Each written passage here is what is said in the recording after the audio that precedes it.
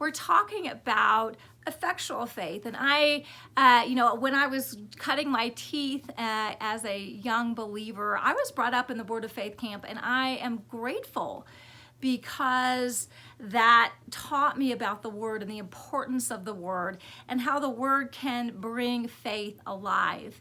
But one of the things that I wanted to share with you is that it's not just any old word that supplies faith, because if you think it's any old word that supplies faith, you're going to try to jam in as much word as you can jam in, and that gets to be a performance issue.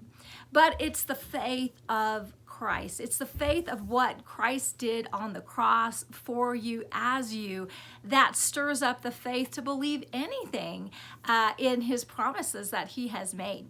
The other thing I want to bring about is that faith is something that's not yours. You receive a measure of faith, but it's God's faith. That's why Jesus said, "Look unto me, the author and finisher of faith." So he started it and he gets to finish it. You know, Jesus Christ is the Alpha and the Omega and every letter in between. So you're not trying to work up your faith.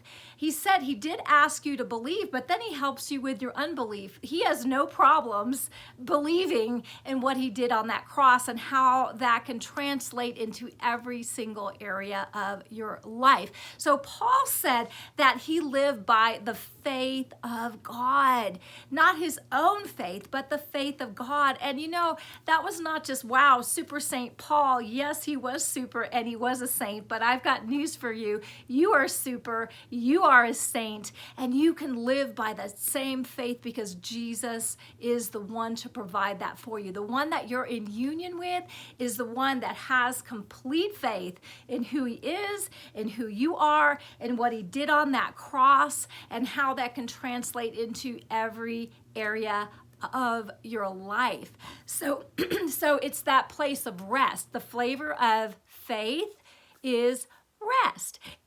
It's that place of rest where you start to partake of his faith. Why? You know, God created everything, okay? And then he rested. Why? He completed the job.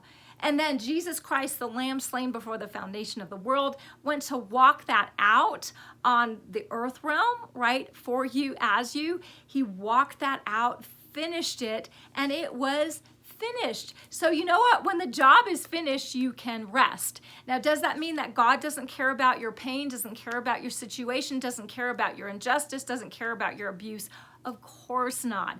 It just means he's confident in himself to heal you, to transform you, to heal your finances, to heal your relationships, to provide for you, to be everything that he designed. He designed everything to be for you. And that is his way of relating to you. So you are using his faith, and he's super confident in himself. He's not confused. He's not double-minded. And you access his faith because of your relationship with him. So it all comes about because of intimacy. And the Word of God says that faith works by love.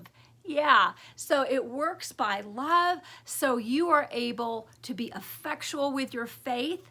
That's really his faith, right? Because he's always, all the time, effectually at work in you, energizing and creating you the power and desire to will and to work for his good pleasure, satisfaction, and delight. That is how masterful he is, and he knows what he's doing, and he knows what he can do for you. So you ride on that. That's where you can rest, and you know that you are in faith if you are resting. And if you're not resting, if you're tormented by something, well, you know, there's no condemnation in that. It just means that you need ministry to help you with your unbelief. Jesus said, as you remain in me and me in you, you will bear much fruit. Apart from me, you can do nothing. So he doesn't ask you to work your faith and grind it out by stuffing more word down. Of course, engage with the word, but let it minister to you. You don't jam it down your gullet and suddenly faith pops out, okay? You need to confess things, but understand that's not a work either, okay?